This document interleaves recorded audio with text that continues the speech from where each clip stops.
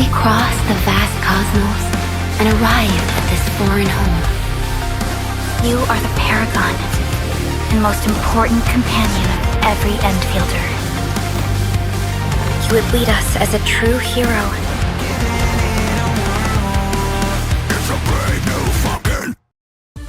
Hello everyone! Welcome to PST Channel, Game Story, Movie Style, for your busy days.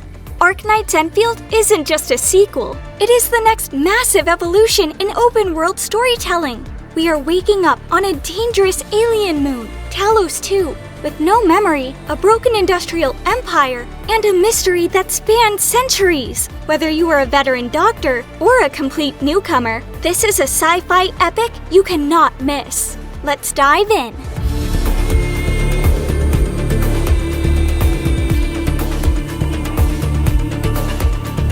Our story begins within a blurry dream where we are guided by a mysterious voice.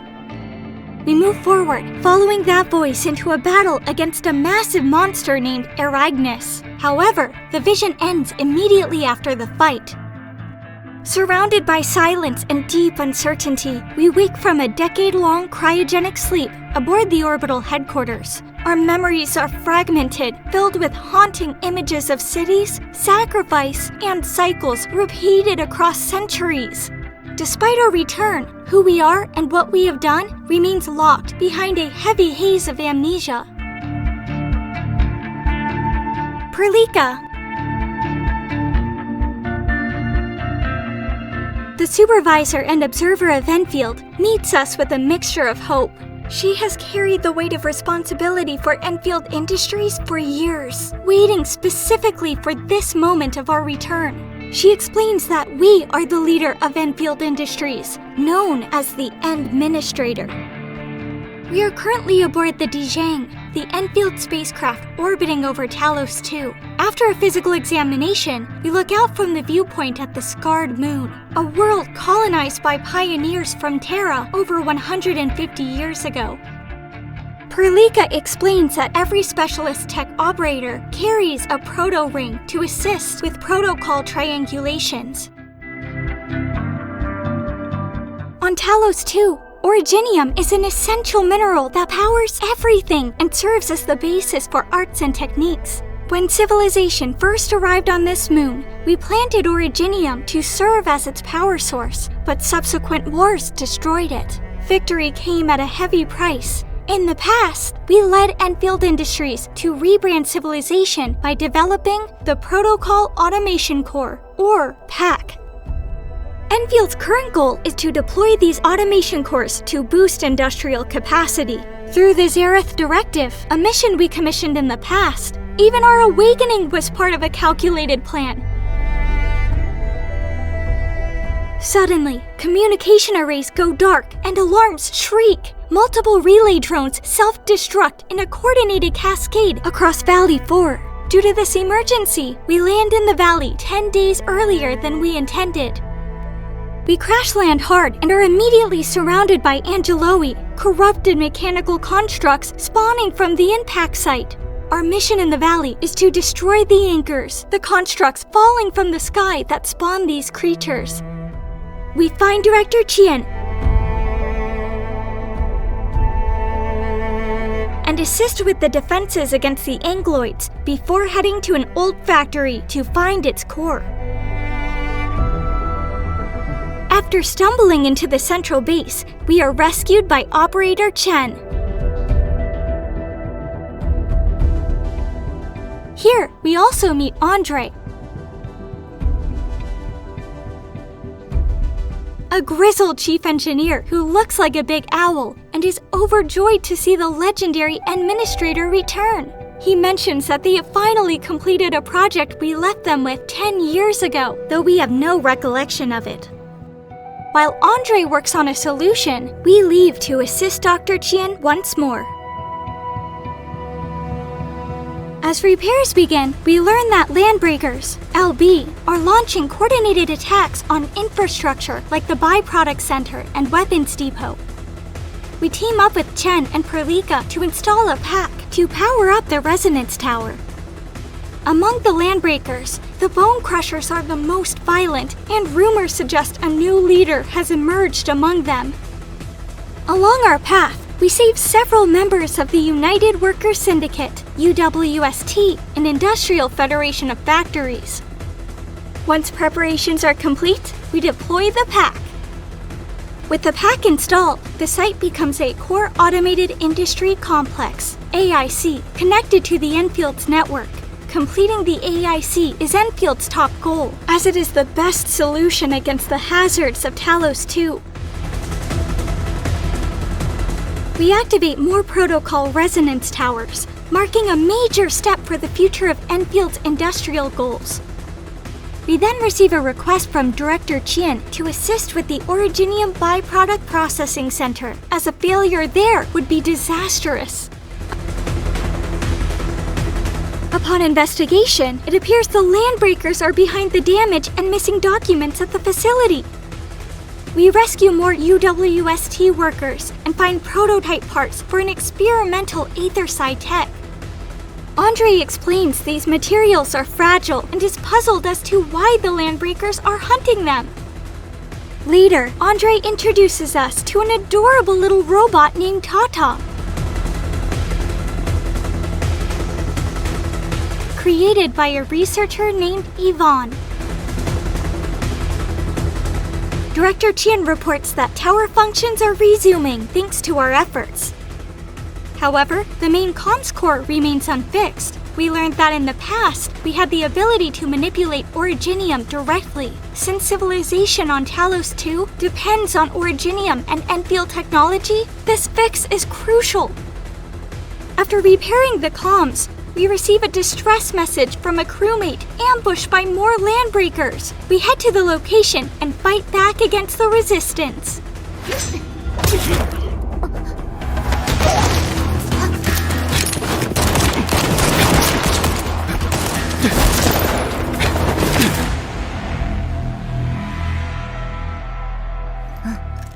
Wolfguard. A covert expert operator from Enfield Special Division arrives to assist. He is a Landbreaker from the Pack clan, but unlike others, they are civilized. He confirms the other LBs are behaving out of the ordinary. Heading to the Valley Fort, we find structures marking Bone Crusher territory. Their chief burns furnaces to mark power, but this releases Blight, a destructive hazard caused by Aether that damages Originium devices and people. We encounter Landbreakers, who reveal their leader is Nefaris, a notorious and boundless threat. We also meet a passerby named Karya, who is searching for medicine for his little sister, Ginny. Ginny is suffering from erypathy, an incurable disease caused by Originium exposure. Perlika provides doses of erypathy meds to help Ginny manage the condition. We secure an outpost for refugees and install Enfield tech to support them. We are shown an underground vent that contains disturbing signs of blight. Before we leave, Ginny brings a gift for Perlika. ペリカお姉ちゃんのお願い事が叶うようにって書いたんだ。Wolfguard explains that the Bone Crushers worship Aether and oppose the use of Originium. Deeper inside, we encounter Nefaris and the Landbreaker boss, Rodon.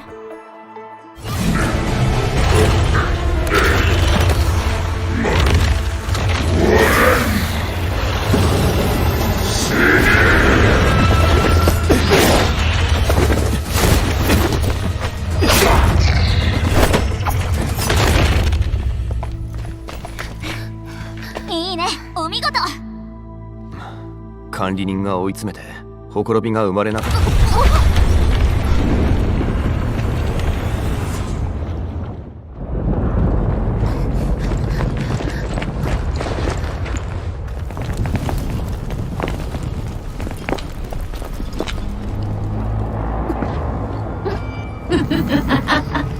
やるじゃないか。心から褒めてやる。記憶を失ってな。お前は必死に指導者になろうとする。聖書に、そして暴君にする。それなら我々の違いは何だ。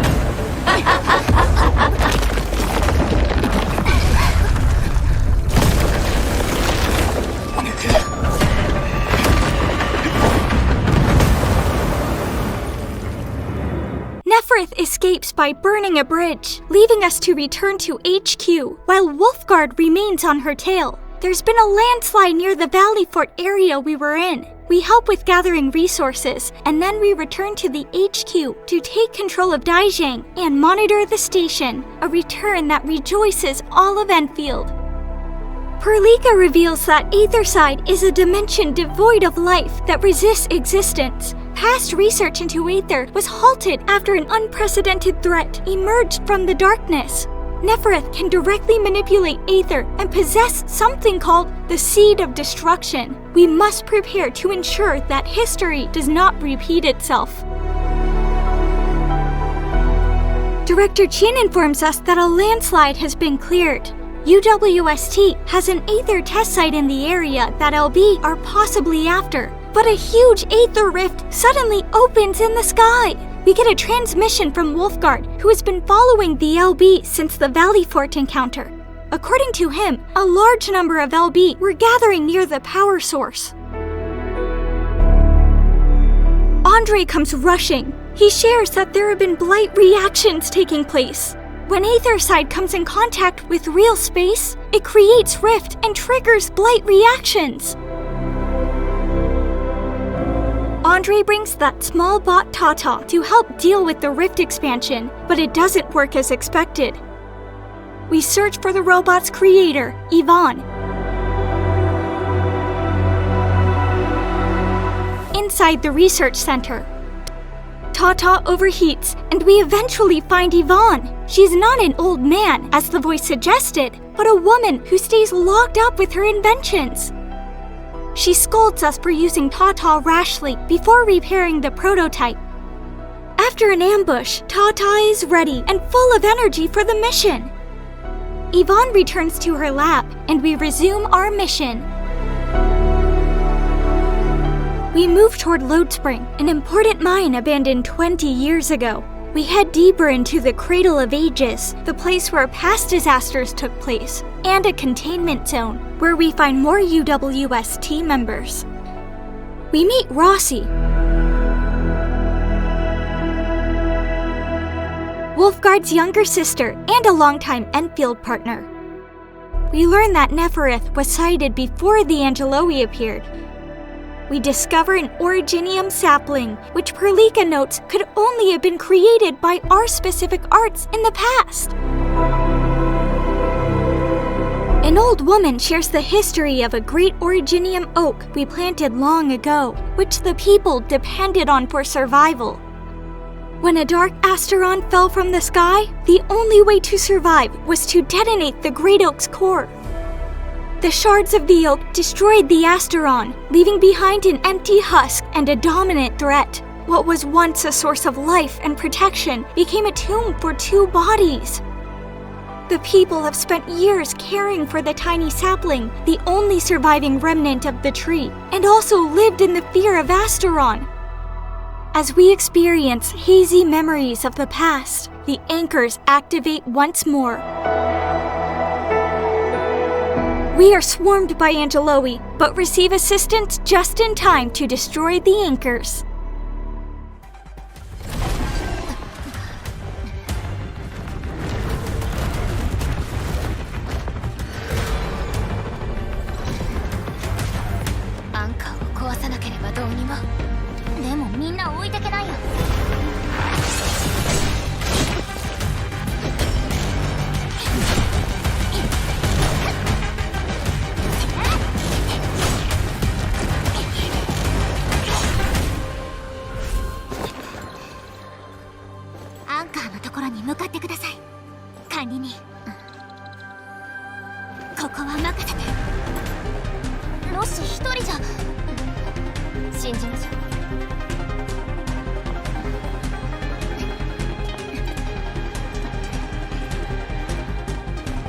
記憶を失ったって、あんな状態になったって、みんなをまとめてこんなにすごいことができてるんだもん。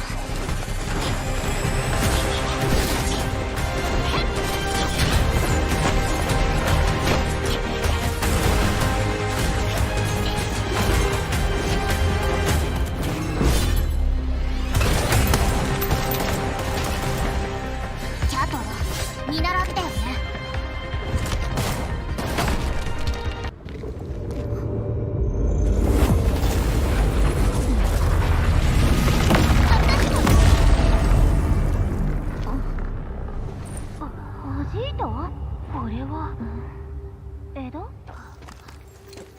オリジニウム。管理人のアーツがやったのかな。この先、この枝はうまく使えるかもしれない。Protected by the sapling leaves, we move forward and destroy the anchors. We had to talk to the survey team members who informed us that they saw Nefaris while they were escaping. As we head forward to destroy the third anchor, we need to fight a huge Angeloi on our way. With all anchors destroyed, we can finally reach deeper inside the Cradle of Ages, but we face a tough Angeloi called Triaggelos.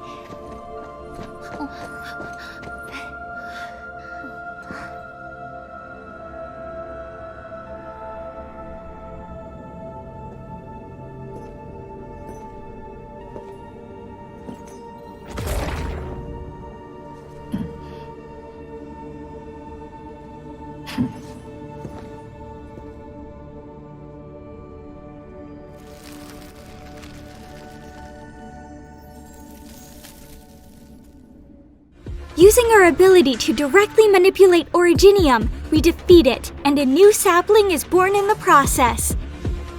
We head deeper and saw how the place would have appeared before the great Originium oak was present. Our past actions have provided the choice to navigate this present fate.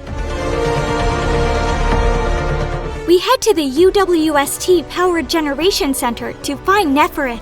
As the sky rift continues to grow, we receive a warning from Mr. Crow, the plant head, to escape.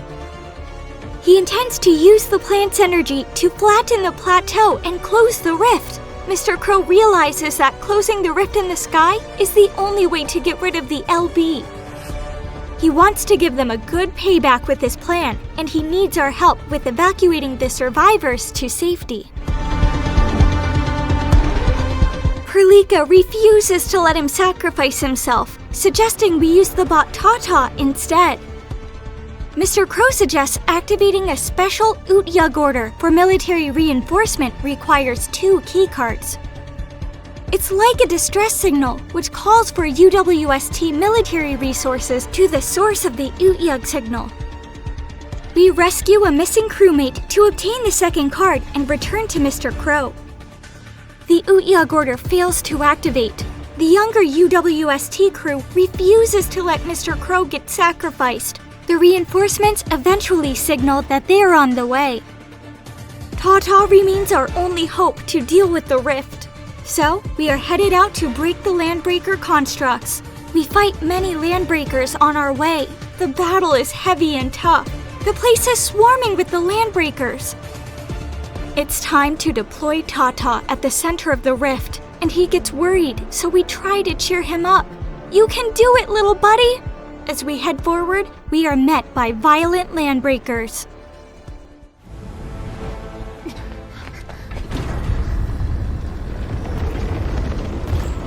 Nefaris の邪魔は誰にもさせねえ。時間ないのに。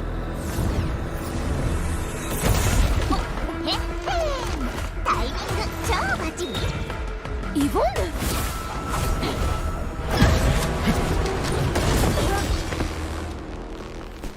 間に合ったか。俺たちの番だ。屋地から出て行って。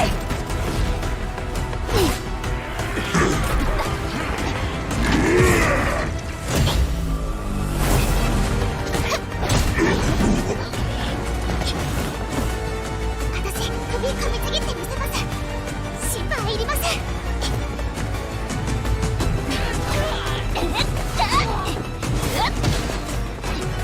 髪に今だよ。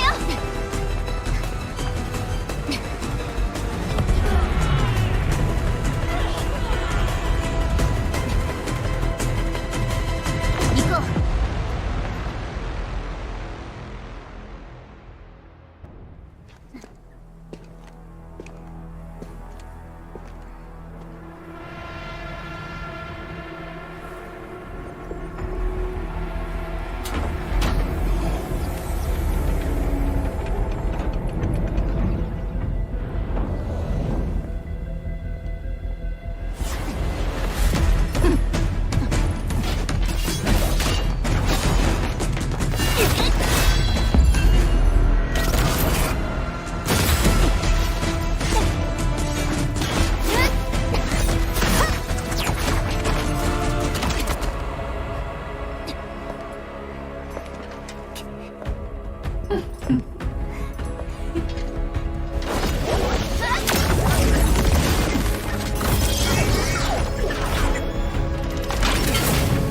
今だ。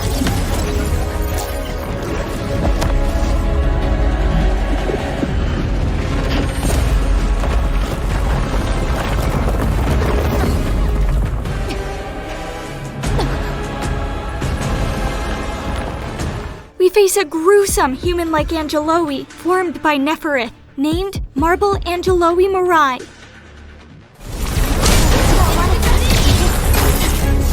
完成よ。集めて。世界に別れを告げなさい。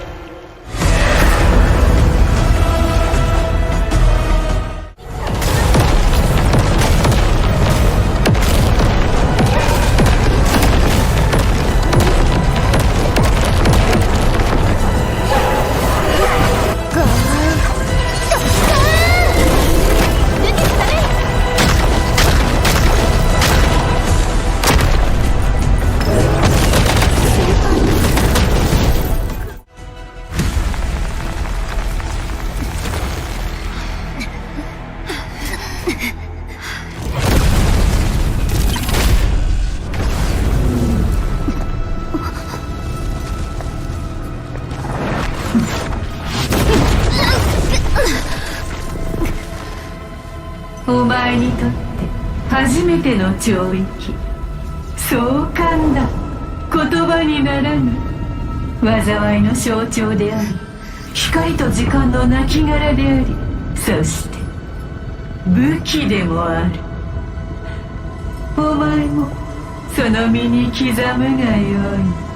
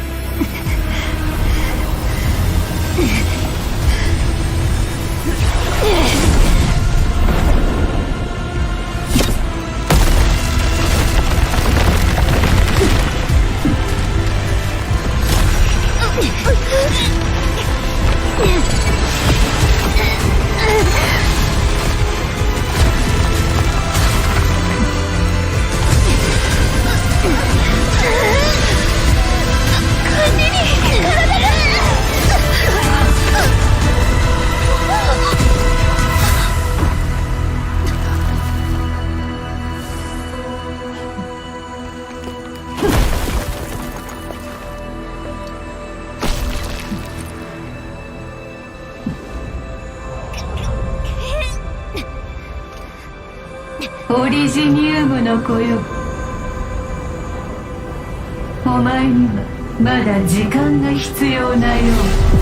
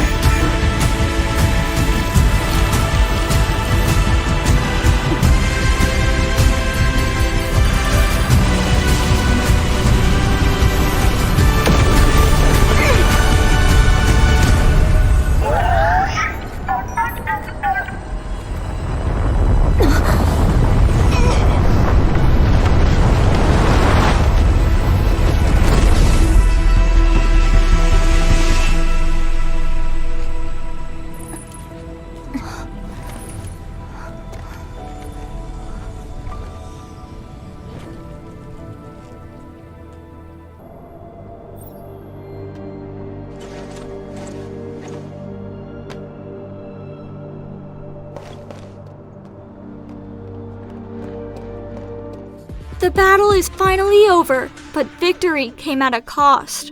Our adorable baby Tata detonated itself to close the rift and save everyone. Perlika tries to console Chen about Tata's loss. We regroup at HQ to celebrate, though restoration work remains. After that, Perlika and we have a moment by ourselves. She requests us not to overexert ourselves. She reveals that only we know the full details of the Xerath Directive. The Pack in Valley 4 was the first step. Endfield is set to connect the entire Talos-II. We take a break for some time, since there's a lot of cleanup and restoration work left. We head to Ivonne, and she replicates the Blight core scan feature that Tata had. After scanning the Blight simulations, she reveals some details to us. Nefaris was using the energy from the Aether Rift, so she can't create more rifts on her own for now. Chen still feels responsible for Tata's destruction. Ivonne takes the news better than we expected. She was glad it fulfilled its duty. Aww. We are getting some mysterious signal from the Originium power plant, so we head there to check and find a lady named Lysia. Slaying Landbreakers. She tells Endfield to keep its promises before vanishing. The LB threat over the Originium plant is now gone. Perlika reveals Lysia used to work with Endfield, but left to pursue her own targets of following Aether events. And we are the only ones who made some promise with her. We get urgent news that the Civilization Band got the news of our awakening and is trying to call. We rush to the Dijang to meet the Civilization Band. The Civilization Band is like a group of major factions that run and look after Talos-II. They have their own regulations called Band Accords, which includes major factions like UWST, the Chamber of Commerce, TGCC, the Academy of Sciences, HAS, and Endfield. Perlika accompanies us since we're unfamiliar with the area. We brief everyone on the entire Valley 4 incident and conclude that the Xerath Directive is being actively obstructed. UWST vows to take strict action to curb the Bone Crushers. TGCC shares that during the Valley 4 incident, the Order of the Steel Oath, another faction, picked up signals of non-Angeloi activity near the rift along the northern front. Everyone agrees that Aether activity is on the rise. All signs indicate that a great enemy from centuries ago may be attempting to return. The band agrees to restore special authority to Endfield, the authority to carry out on-site deposition. HAS, or HAS, then shares reports of similar suspicious activity in the Wuling Scientific Development District and urges us to investigate urgently. While Pralika is away with work, we fall asleep and get some glimpses of the past. あなたが生まれた時、タラ2に暮らすテラ人は128,793人だった。一つの門が二つの星を結び、果てしない距離を越え、見知らぬ故郷へとたどり着いた。しかし、すべての夢と計画が門とともに瓦礫と化し、崩れかけた橋は背後で音を立て、訪れる上と多くの死を前に文明は望みを失いかけた。第一次アンゲロス戦争、この星の悪意が終わりなき殺戮の兵器となり解き放たれた。あなたは新たな同盟を率いて脅威を超域へと追いやった。その代償として開拓基地の全てを失い、オリジニウムと共に深い傷を負った。海地戦争、内戦は全土に広がりかけ、テラ人は自らの手で己を滅ぼそうとした。